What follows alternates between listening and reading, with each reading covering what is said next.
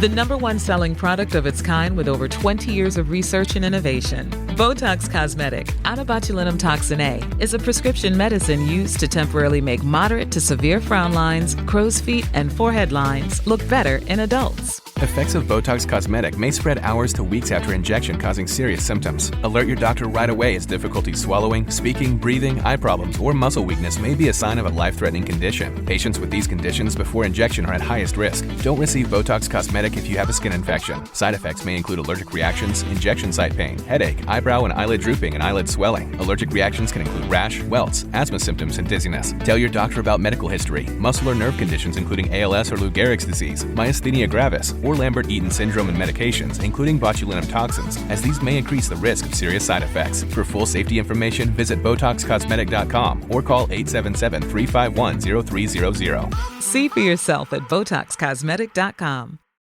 Running a business comes with a lot of what-ifs. But luckily, there's a simple answer to them. Shopify. It's the commerce platform behind millions of businesses, including Thrive Cosmetics and Momofuku, and it'll help you with everything you need. From website design and marketing to boosting sales and expanding operations, Shopify can get the job done and make your dream a reality. Turn those what-ifs into... Sign up for your $1 per month trial at shopify.com/special offer.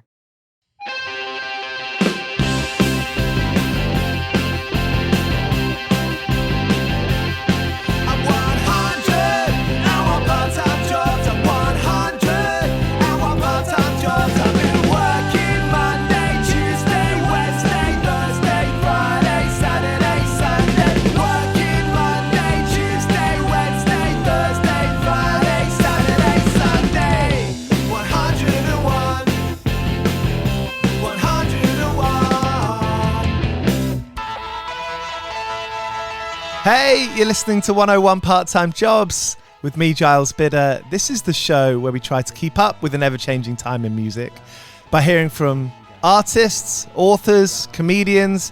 And on today's episode, we hear from David Keenan, the cult author. This Is Memorial Device is one of the books he's most known for about the fiction, or maybe non-fiction, scene in Airdrie and the punk scene that was happening then. But he's written so many brilliant books: Industry of Magic and Light, Monument Maker, and For the Good Times, to mention only a few. And he's just put out a compilation called Volcanic Tongue, which encompasses a vibrant underground avant-garde scene featuring tracks recorded between 1968 and 2013. Volcanic Tongue was the name of the record store that he co-ran in Glasgow. We hear about the philosophy behind that and the type of music he wanted to stock there. He's also got a new book coming out. We hear about that. This is David Keenan on 101 Part-Time Jobs. I hope you enjoy it. If you do, make sure you click subscribe if you're new to the show. We put out 2 episodes every week with exciting and interesting people. We'd love to have you along. 101 Part-Time Jobs. What did you think work was supposed to be? What did your folks teach you what work was? Oh my God, well, I mean, my dad worked in a shoe shop. I mean, well, as an example of what my dad thought work was, even when I was writing for The Wire and I was living in London and I had a flat and was supporting myself, I got a letter through my door telling me I'd successfully applied for a newspaper round. And I spoke to my dad on the phone. I was like, oh, weird, I got this thing saying I've got a job as doing a newspaper round. And my dad was like, I applied for that for you. And I was like, why? And he said, well, you need a job. So my dad had no concept that writing in any weight level could possibly be a job. My dad was illiterate, which is part of the reason that he couldn't really comprehend how anyone could make money from writing. Yeah. So my parents were super traditional. They weren't cultured. They weren't artistic parents. My mum was a school teacher. My mum was a housewife, and she brought us up when my dad worked in the shoe shop when we were kids. And then when we were older, my mum became a teacher, and my dad continued on in the shoe shop. So you got used to hanging out in the shop? In the shoe shop? Yeah. Oh God, yeah. I mean, I totally still remember the smell of the back room, all the wooden. It's funny because all the wood. Later on, me and my dad built all these wooden shelves for my books in my flat in Glasgow, and the model I realised they used was the way the shelves looked in the back room of a shoe shop. So I can still remember the smell of it and all the boxes, and it was something really nostalgic about shoe shops for me. I feel there's something about when you run a shop or your dad owns a shop, you think this is the way the world works. You know, you provide a service that you exchange for cash. You know, like from far away, it's like quite simple. It's like it's business. It's simple business. Yeah. Do you think you understood that from a kid, from a young age? Well, my dad prided himself in being like a salesman. He was really into like the technique of selling, sell. He would repeat, and he claimed, I don't know if there's any truth to it, because he was a bit of a self-mythologist in a really nice way, but he claimed that he innovated actually putting shoes out on the street and just putting like a single left foot so it doesn't get stolen. He said he was the first person to have shoes for sale out on the street. I don't know if that's actually true, but that was always one of his big innovations that he claimed. That's a good story. Someone had to do it first. Yeah, I know. I mean, somebody must have thought of it. I mean, it wouldn't surprise me if it was my dad. I mean, he was definitely very into sales and very into salesman technique, and also he grew up in complete poverty, so he was obsessed by like saving money. He would also say, trap it, you've got to hold on to it, don't let money go, all these type of things. And I mean, his lessons didn't work very well for me, because like, I mean, I've lived my entire life with probably no concern for money whatsoever. And he was a good dad to you, right? He took you to some amazing pastel shows. Amazing, yeah. He was the Vaselines. Yeah, he was an absolutely brilliant dad. He was so loving and never complained, would do anything for his kids. So yeah, he drove me to my first gig to see the Pastels. And I was embarrassed at first because he turned up in the venue and it was my first gig and it was my dad. And my dad had told me that everyone in the audience would be wearing suits and sitting at tables and it'd be couples, because I'd never been to a gig. So I asked him what gigs were like, and his last gig had been like, you know, like Perry Como, the Kelvin Hall. He had no take on rock and roll whatsoever. But it was lovely. It was so sweet. And now I look back on it, I think how beautiful was that to go to your first gig with your dad. Yeah. Even though I was embarrassed at the time. And from then on, when I was a kid, if it was 2 a.m. and I was in George Square, I'd phone him from my telephone box. He'd drive in from Airdrie and get me. It was amazing. Yeah, I totally miss him. He was an amazing dad. And the suits, I mean, that's foreshadowing something, because you're a suit guy. Oh, I mean, a lot of my style comes from my dad and his brothers. My dad and his brothers were all from the Ardoyne in Belfast, and none of them could read or write. And they were all pretty hard. They were all like gangsters, but they dressed really well. They were in like nice suits, and they had loads of rings on and shit like that. And so when they would come over and stay at our house, they would stay up in the loft in a sort of wee annex that we had. And sometimes I would go in and sit with them, and they'd be smoking fags and telling these mad stories about Belfast. And really funny stories. They had total faith in language in a way, and they were amazing storytellers. So I was really inspired by their facility with words and their faith they had in words, but also how they looked, their suits, their blazers, their hats, their bonnets, the rings that they had on, the chains. So it was definitely a big influence on me style-wise. Like gang mentality. Oh, I mean, they were like the mafia. And they were gangsters, 100%. I mean, they were involved in the Troubles, they were involved in various paramilitary organisations, and they were gangsters, definitely. Were you used to? I was going to ask you if you were hard as a kid, but do you think you were hard as a kid? Could you get beaten up and take it? No, I sort of became hard later on. I think early on I was quite a soft kid because I was a geek, and I was really into like things like classic geek shit, like astronomy, science fiction. And then I started getting into music. But my dad was always on me, because my dad was really into boxing. He was always like, you need to learn to fight. And of course I was a young kind of lefty liberal, and I was like, I'm not into violence, all this nonsense. And at one point in my life, I started to embrace my sort of father's masculinity, and I started boxing for a period of time, and I totally loved it. And I wished, it's one of the things I wished I'd done earlier, because as an older man, boxing, I mean, you're never going to be as fast as these young kids, no matter how hard you train or what you think. So I'd spar a lot, but you'd spar with these wee kids who were just fucking absolutely dynamos. You didn't have a whole meal, you know what I mean? Good exercise, isn't it? I just started doing a bit of Muay Thai, just like basic stuff. And I do it at the boxing gym. And I love the camaraderie in there. I love the way it's almost like a members club when you go in and people nod their head and just say hi. You know, you say hi to strangers. Well, I mean, I really like the company I'm in, and I like to have a part of my life which allows me to spend time with other men in quite masculine situations. That really appeals to me, and I totally agree with you. I love the camaraderie of the boxing gym, and I also just love the fact that I think one of the most beautiful things is that you can be in the ring trying to absolutely knock shit out of your opponent, determined to destroy him, and then no matter what happens, you kind of shake hands at the end, and you say like, well done. I think that's a lesson for life in a way, you know. Also, it makes me think of that Alistair Crowley line in the Book of the Law, as brothers fight you. I think that's just really good advice. And there's poetry in it, right? And there's writing in it. With your dad being illiterate and not being able to write, when did you start writing? When did you start realizing that you liked words and you found a rhythm, or you found a color in words? It probably at school, I think, like probably at primary school. When I went to primary school in Airdrie, a place called Clarkston Primary, and the headmaster name was Willie Brown. He's dead now, but he was real sort of working class autodidact, and he was really into like teaching young people like really precocious skills, like getting them into poetry. He his pal Mr. Scobie like taught me calligraphy when I was like fucking 10. You know what I mean? Yeah. So I mean, there was a really sort of learned, eccentric, booky, even though it was a rough town, in that school there was a very learned, bookish, eccentric aspect. And like you would go to Mr. Scobie's to learn calligraphy, and his whole front room would be lined with books right to the ceiling. And from an early age I was like, wow, this is my scene. This is totally my scene. Yeah. And then I began writing and doing fiction stuff just at school, but like I won a Robert Burns Prize for poetry early on when I was at primary school, and just began realising that maybe I had a bit of a facility for that. And I don't think I'd ever really doubted that I was going to be a writer, probably ever since I was a kid in a way. You know, it felt like a genuine calling. You know, like a condition. It was what I came to do. Yeah. You know. Could you put the words to music? Because you've written about music, you've been a music journalist. When you were watching those bands, could you find...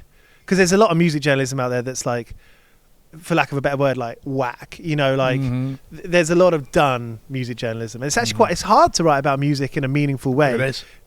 Did you find a way, could you find your own voice? Yeah, I think so, because I never thought of myself or ever wanted to be a rock critic.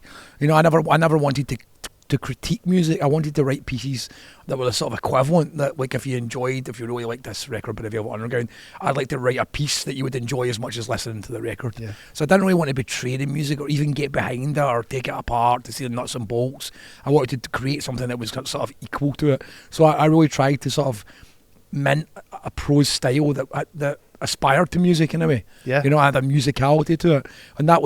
And so yes, it is difficult to write about music. That's why so many people fall back on like dull lyrical analysis, which I couldn't care less about. That's like a hangover from studying English lit at uni or something. It's the only way they know how to write about stuff is they write about the words. The words were, funnily enough, although I'm a writer, the words were always the least interesting aspect to me of rock music.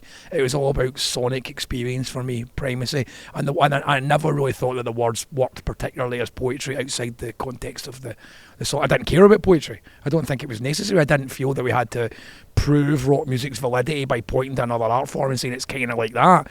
I thought it was such a great vital art form that it stood on its own.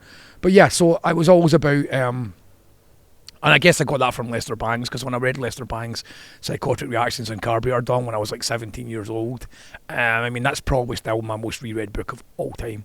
I mean, I feel as if I know Lester Bangs. I mean, when I hear a really good piece of music or I check out a new book, I still do think, what would Lester think of this? Yeah. You know, somehow I was so close to him in terms of that because I grew up with him, and that book was my Bible. And again, when I read that, I was like, wow, I enjoy a Lester Bangs piece as much as I enjoy the music he's writing about. Yeah. You know? Could you find that you could write about music or know that someone reading your writing would read the writing before they heard the band? Yeah, I mean, because that's totally key for me. And that was always the case for me. I mean, growing up in the era of the music press, I'd always read about the music before I heard it. And of course, you have these absolutely insane, I mean, so often it doesn't live up to it, because you have this absolutely incredible idea in your head of what the band's going to sound like, and you hear it and it's a little bit more pedestrian than the fantasy you'd built up. But I mean, that's what my first novel was kind of about as well. That's why you never hear the music of Memorial Device. That's because they're the best band ever. And but in a way they could never, even when we did a play based on it, I said we can do any of the other music for the other bands, but nobody can do Memorial Device music, because it's never going to live up to the fantasy of what people think it sounds like, and everyone thinks it probably sounds different, and I've got a fantasy of what it sounds like in my head, and I wouldn't want to be disappointed. What does it sound like? I think it sounds somewhere between like Parson Sound and Joy Division. Quite almost like Concrete Cold. Well, almost like maybe a wee bit like early Perubu, Rocket from the Tombs. Okay. So it's garage rock, but it's injected with a sort of industrial and a sort of drone thing. I need to listen to two of them. What are their names? So Parson Sound, that's a Swedish psychedelic rock band that later became International Harvester, and that later became Trad Grassock Stenar. They're all some of the three of the best Swedish rock bands. But Parson Sound are this monolithic, two-chord, endless sort of modal jams. Yeah. Probably the best drone rock ever recorded, I think.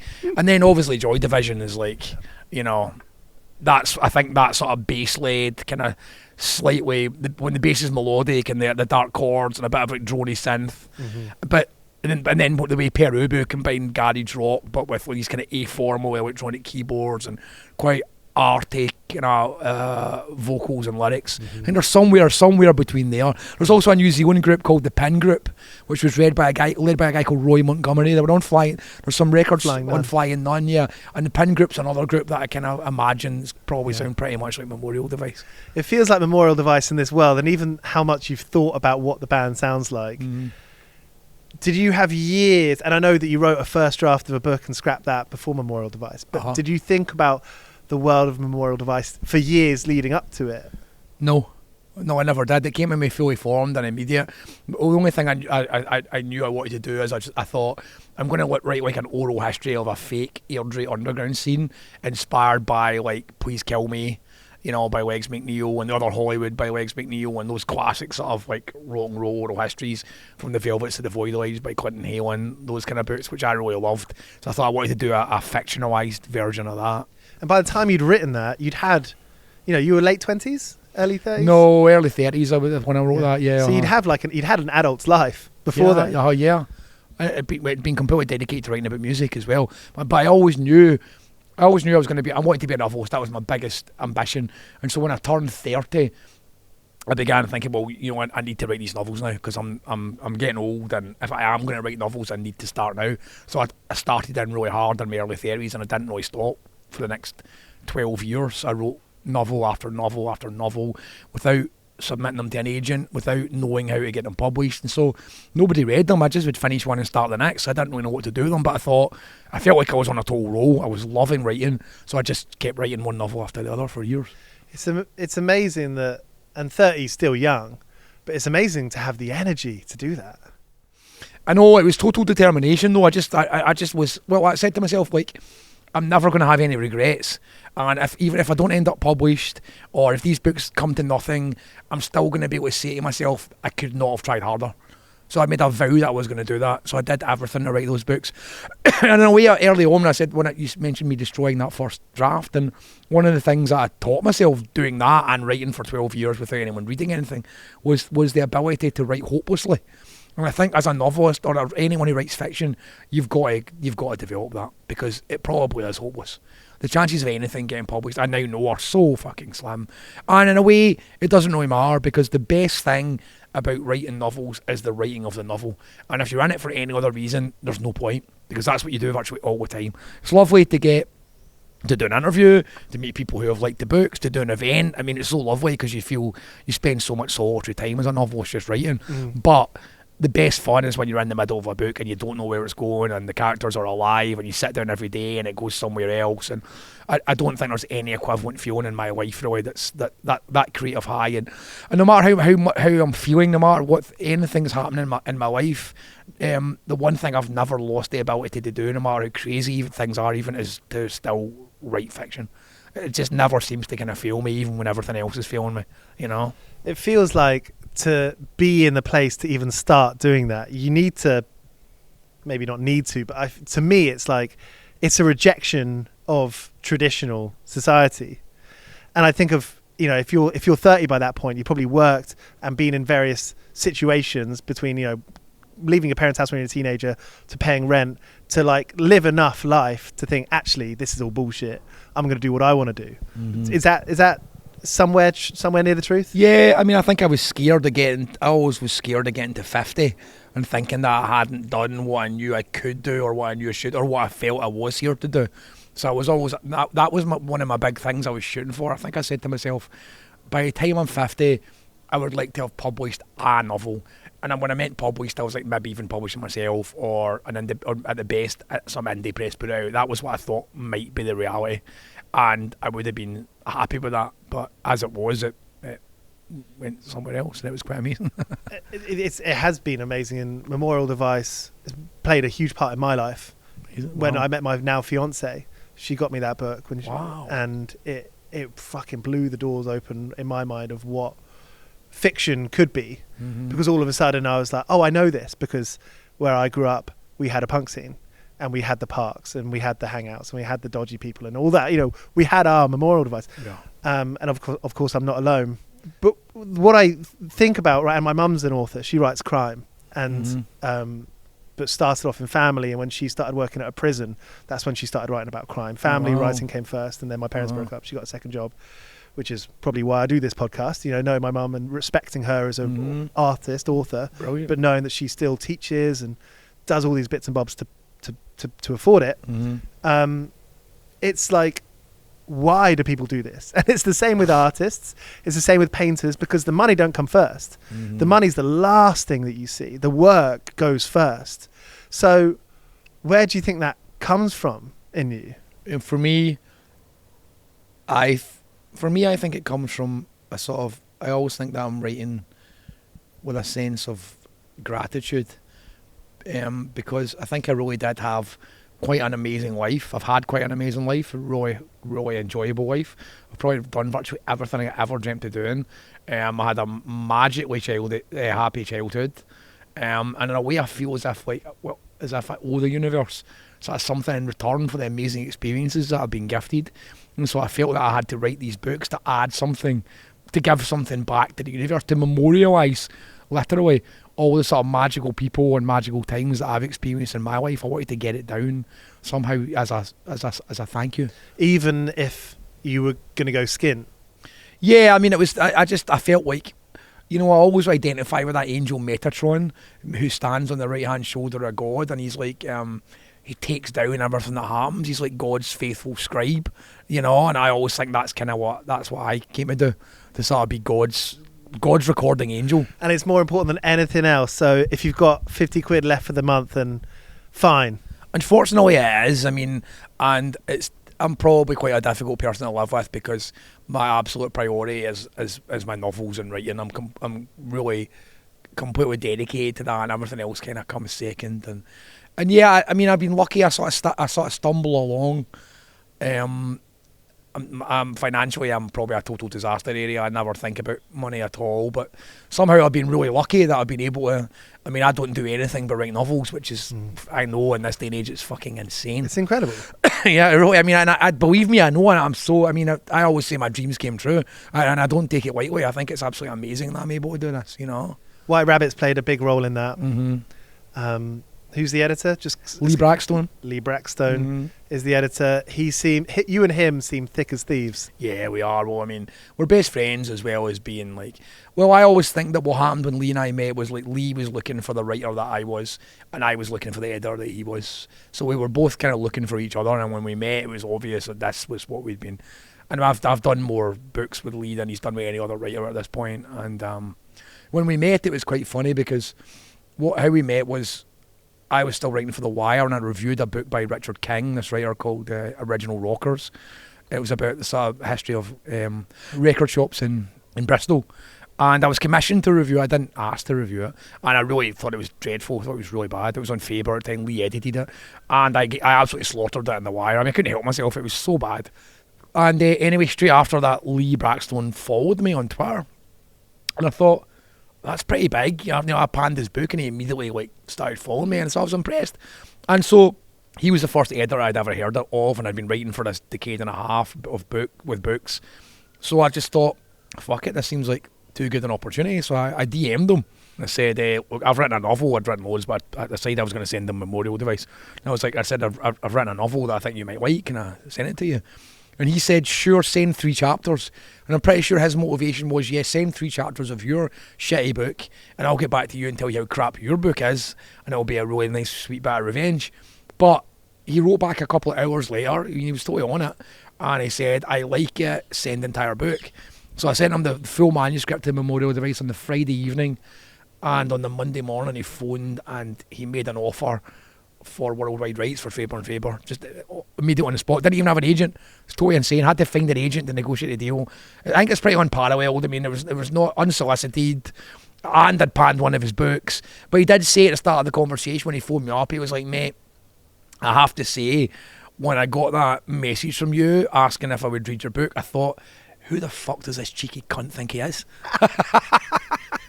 But as he admitted, and it's so true, he said at the time, he was like, to be honest, mate, I think this is maybe how all the best friendships start. And he was totally right, because, I mean, we've been best friends now for like 10 years or so, you know. It's like a friendship where like you fight at school and then immediately you're friends. It's like I was saying early on, as brothers fight you. Yeah. We were definitely bickering like brothers early on, and now we still feel like brothers 10 years later. Do you know what? If I had written a book and then I'd written 2 or 3 more and it'd been 10 years plus, I probably, in my mind, I would have just buried it in my past. Mm-hmm. So where were you at? Like, where was your head at? Were you like, I'm going to use this someday, or it just exists and that's good enough for me? Where were you thinking? What were you thinking? I honestly didn't think about I'm going to use this someday, but I did think that I really liked it. I'd become the writer that I wanted to become, and I was really enjoying what I was writing. When I did finish Memorial Advice, I did think, fuck, I really like this book. Yeah. You know what I mean? And I did feel, wow, I have become the writer that I could become. And this is, in fact, I'd say that it perhaps exceeded what I thought I might be able to do as a writer. So when I finished Memorial Advice, I was so kind of blown away at what had just happened that I was just so excited to get back into it. And I was just consumed with the creative process for years and years and years. And I just had this absolute awe, this mad sense of joy at the way these books were forming, and I began to experience this really remarkable thing where it was, I didn't feel like I was writing the books. I felt like I was taking dictation. I felt like the books were being spoken out of the air, and so I just began to develop this skill, this technique of sort of removing myself from the process and allowing the voice to speak straight to the page. And it was just, to be in the presence of that it's uncanny. It kind of shakes your belief in the basic tenets of reality. I began to doubt the individual existence of myself. I began to doubt free will. I mean, nobody fucking talks about this at a creative writing class. You know what I mean? But it almost blew my mind. In fact, I probably at one point, when I started to write Monument Maker, I actually began to feel like I was mad. It's a long book, Monument Maker. I mean, yeah, exactly, and it was being beamed out of the air, and it's a wild book, and so after writing Monument Maker for 1 year, I had to take a year off it because it literally was driving me mad. And I remember even my wife saying to me at the time, like, I think you need to step away from what you're doing because you're starting to act a little bit weird. You know what I mean? I asked this in the most respectful way possible, but were you high? No, I was mental. And it wasn't like, yeah, I mean, some things when I write, I do smoke marijuana or I maybe have a beer or something like that, but it wasn't that. It was, I was coming up, I just was unprepared for the degree of intensity that the encounter with, what do you want to call it, the muse, like the force of that had on me, because nothing had sort of prepared me for that, the experience of being an artist whose personality is almost completely erased in the creative process. No, obviously not completely, because it's based in Airdrie. I'm into post-punk, things like that, Monument Maker. I'm interested in the cathedrals. I've been to France. I like William Blake. But those were not books that I could never... So by the time I got to something like Extabeth, which is my third novel, which I have no memory of writing that book at all, genuinely no memory. I found it on a hard drive, and I was bemused. I was blown away. I was like, I did not remember ever writing this. I kind of knew it was me. I could tell it was me. And I looked at the dates and I could work out a 3-month period in which it had happened.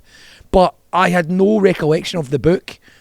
Genuinely not. It was so mad. It was so crazy. What do you think it was? Like, what? Why? Because I think I was so possessed by the book that I lost any individual... I mean, these things sound like really wild, but they were a genuine experience. I almost felt that when I was writing some of these books, I was so that the voice was speaking, that it totally annihilated me as a personality, and so I was unable even to take in a memory of writing it, because I literally was almost not present during the creation of it. Almost literally, I had checked out. It would happen. I'd end the session. I'd walk away. I'd come back, reread it the next day, would write another section, but I never conceived of it outside of the working on it. I didn't think about it. I don't allow myself to do that, because that's another reason I think that you can possibly get into madness, because when you're writing a book, it is like demons, and the demons are available 24 hours a day talking about the book. You could start transcribing at any moment. There's always something about... So I had to learn to banish it. So now I don't take notes. ever. Don't care what idea comes to me. If I'm not actually writing, I'll say, banish that immediately. I was like, if that is of any interest, it'll come back to me when I'm writing. If it's not, then it wasn't meant to be. So I don't allow myself to think about any of my novels unless I'm actually writing on them. And that's just like a sort of psychic hygiene thing that I kind of had to develop, because round about the time of Elizabeth Monument Maker, I was starting to feel bombarded by these books, and I feel as if I had to take a little bit more care to sort of protect my sanity around them a little bit, you know. That's like a new meaning of getting out of the way of yourself. Yeah, but that's what I was really trying to do, and that's what I still try to do. Step out of the way and allow the book to come through and have minimum me involved in it, you know. 101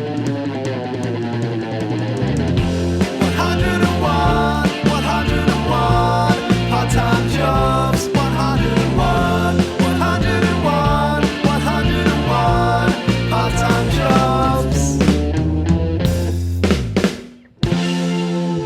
When did Volcanic Tongue, so it's the record shop that you co-ran in Glasgow, and it was a shop for, it was exclusively like CDRs, you printed up sort of pressing only copies of LPs, you just wanted to get, like, I guess you could say obscure, left field, fairly unknown stuff, you know, some CDRs just written on with a Sharpie. Yep. That was the stuff that made you excited. How did you open up that shop? And I mean, it basically sounds like the kind of thing that's like a commercial disaster.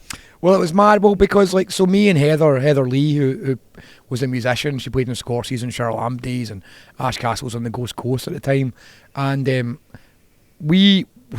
when we moved over, I met her at Brattleboro Free Folk Festival, and we got together and we moved over to Glasgow and we got married, and we were really both really in love with like avant-garde music and really underground music, and at that time, especially in the States, but also in Europe and also in New Zealand, there was really great underground scenes, and we found it quite hard to get hold of that stuff in the UK, and so we thought, well, one, we want it ourselves, and two, nobody else is bringing this over. Why don't we start bringing all this music in? So then we thought, well, in that case, why don't we have like a website and a record shop to sell them? So we began just getting in touch. A lot of these people were our friends, and a lot of these people I'd written about for The Wire, so I knew them all personally. So I'd write to them and say, can we get your limited edition LPs, your handmade CDRs, your cassettes? We'll distribute them. Then the focus really was on totally DIY, not completely, because we would stock like goods like 60s psych and free jazz and stuff like this. But the main thing that we did with the shop was really DIY artist-made editions direct from the artists. So in a way, we sort of created an economy that helped support people that were doing really left field avant-garde music and putting out themselves. We provided a platform where we would write about them, where they were guaranteed to review them. We had a huge following, and we could take boxes of that shit, you know, because we were the only ones bringing them into Europe. You must have made a lot of friends. I mean, if you write to Flying Nun, you're probably going to get a fairly personal answer back. Yeah. You've made a friend for life, you know, without being too earnest. Yeah, that's what it felt like, definitely. And we became like a sort of lightning rod for interesting, eccentric weirdos and artists, and especially the shop. You never know who was about to turn up in the shop, because so many interesting people were attracted to it. Who do you have come along? Well, I mean, every time Sonic Youth were in town, Sonic Youth would always come down and spend a fortune, and I think Thurston was maybe even the first ever mail order customer when we opened the internet website. Spider Stacey from the Pogues was absolutely crazy about underground music, and when the Pogues were in town, he would come in and drop a fortune, and all the musicians that we stocked were also customers as well. It was amazing. Henry Rollins, you know. Did you have fairly alright business acumen? You could pay the rent? No, we didn't, but we did really well, because I don't know, I think Heather was great. Heather's somebody who's is really great at business stuff, accountancy, all this sort of backroom stuff, and she taught herself. We had no background, she taught herself that completely, and she also programmed the website, so she had mad skills in terms of that. I did most of the writing. Tip from the tongue? Yeah, I did all that, exactly. I reviewed everything every week, and again, no sound samples. It was totally based just on the review, because we staked it on language. Must have been like a good device to write, you know. You weren't going to write about any crap, you know. You're going to write about something that probably no one's ever written before. Yeah, and also we never stocked anything that we didn't like, because I couldn't live with myself trying to convince somebody to buy something I thought was shit. So we had a really extreme filter, so we only stocked everything that we liked. But yeah, it was a really good exercise, because I had to write very, very quickly. you know, because sometimes we'd get like, I don't know, 40 releases in a week. And so it was very sort of spontaneous, flowing kind of prose. So I had to learn to do it very quickly, but it was really, it definitely taught me how to write in that kind of very instant freestyle kind of style. Yeah. I was wondering, do you like censor yourself much? Do you vet yourself much when you write? No, not at all, really, no. And I don't tend to edit. I tend to like destroy. If I don't like something, I just tend to get rid of it completely. I don't faff around with like working on sentences forever. Either the sentence works or the sentence goes. You know, and there will be tweaking as I go through it again and again and again. But I think my novels, the first draft of my novel is quite close to the final draft. Maybe the thing that changes more is maybe I start to tie up the narrative a wee bit more, or I see where the holes are, or this doesn't really make sense, or what this hasn't really been discussed. But I think on the whole, it tends to be once I've got something down on the page that I'm happy with, it's probably going to stay roughly in that shape, you know. Do you see, like, I think of Volcanic Tongue and I think, brilliant, if I lived in that town or if I was visiting that town, I would go. I want to check it out because I love to know that there is music out there that's not commercial music that people find value in. There's nothing, there's something that very cool in that. But the next question I think of is, well, how sustainable is it? You know, as a shop, how sustainable was it? And those ecosystems, how sustainable can they be in like an ultra capitalist society? Well, I think one of the things is that we caught it at its, that music in particular, underground noise, free folk, that we caught it at a moment where it was, and it's still in its revolutionary period, it was still at its most exciting. And so you were really excited to see the new releases from these bands, and things seemed to be developing very fast. It had a community vibe. But I don't think any musical moment is really sustainable, because I think after a while, after the revolutionary period, where people don't know what it's meant to sound like, and so there's all these exciting new stuff, it sort of becomes formalised and people start to play it as a form rather than as a new music. So I don't think it was ever going to remain that exciting. Also, yeah, it didn't remain financially viable for us. But after 2008, even when there was that financial crash, we struggled to recover, definitely. And near the end, it was really stressful financially. And that's why we closed it. It was 10 years. We wanted to walk away and just leave it legendary. Didn't want to do it any longer to the point where we were not enjoying it. So we made a decision after 10 years to sort of close it down and walk away. I mean, the truth of the matter is I never really wanted to work in retail. And I ended up working in retail. You know what I mean? Yeah. At the end of the day, it is going to be a shop, and a shop is retail, right? Yeah, and you're paying bills every day, and you're having sleepless nights worrying about paying them, and it was really stressful. Yeah. By that point, you've done, a few different jobs or work, different types of work. You've been a producer at XFM. You went back to Glasgow when that got bought out, and the kind of, as you say, the anarchic feeling came out of that. But I wonder, obviously we are like products of our experiences on Earth. I mean, like, we just sort of take in what's around us and then do what we can do best in them. But is there a period of your time that you think has most contributed to the person that you've become, which I see as like the writer? Is there a period of your life that turned you into the writer that you are? I mean, yes. I mean, and the mad thing about it is it's probably my childhood. It probably is. I mean, maybe that's a reason why I've written so extensively about Airdrie, because Airdrie was definitely formative for me. And early on there was I mentioned Mr. Scobie, who taught me calligraphy, and Mr. Brown. I mean, early on there was a thing called the Book of Airdrie. Well, there was an exhibition in Airdrie, maybe about 1952, like well before I was born, where all the people of the borough sort of exhibited all they had crafts from Airdrie, traditional industries from Airdrie, and they had this exhibition. And out of the exhibition came a book called The Book of Airdrie, edited by William Scobie. And when I was at Clarkson Primary, Mr. Scobie and William Brown gave me a copy of the book, and it blew my mind, because I was like, wow, you can write a book about the town that I live in? What a fucking idea. That is amazing. And there was one section in it called, it was about supernatural, the ghosts of Airdrie. And I remember that was my favourite. I was like, oh my God, Airdrie's got its own ghosts even. And that was really affecting to me. And so I think at that age, I was very much aware of living in a sort of magical place, even though it didn't seem magical to anyone else. And to me, growing up, I was really bookish, and I was reading a lot and reading poetry and having my first girlfriends and getting into music, and that whole period was so exciting for me, so exciting. And it did change my life in that I knew there was probably nothing else that I was ever going to do, but be involved with underground rock and roll and literature. Industry of magic and light. Yeah, exactly. And music's in the picture, but music is, I don't want to be cheesy and say the soundtrack, but it's like, it's part of the rhythm of the writing, is it, for you? Massively. I mean, music's a big influence for me. I'm as influenced by, like, again, the Stooges as I am by, like, whatever writer you want to name, Malcolm Lowry, Clarice Lispector. Rawness. Yeah, the high energy. For me, like, my books are really high energy. They're not boring. You know, they're not like trudging your way through a dull sentence or marvelling at a nice simile or something like that. That's not really what my books do. My books are much more high energy and move at a very accelerated pace. I enjoy like asking people about, well, I enjoy hearing about how people have like really bad days at work, because I've had my fair share. You know, I worked a bit as a labourer and worked behind the bar, and I'd always sort of just smash glasses and always fuck it up. Always, you know, like the boss would always, every job I've ever had, the boss has been angry at me for reasons that I don't always understand. But have you had any scenarios or memorable days where, you know, you just fucked up?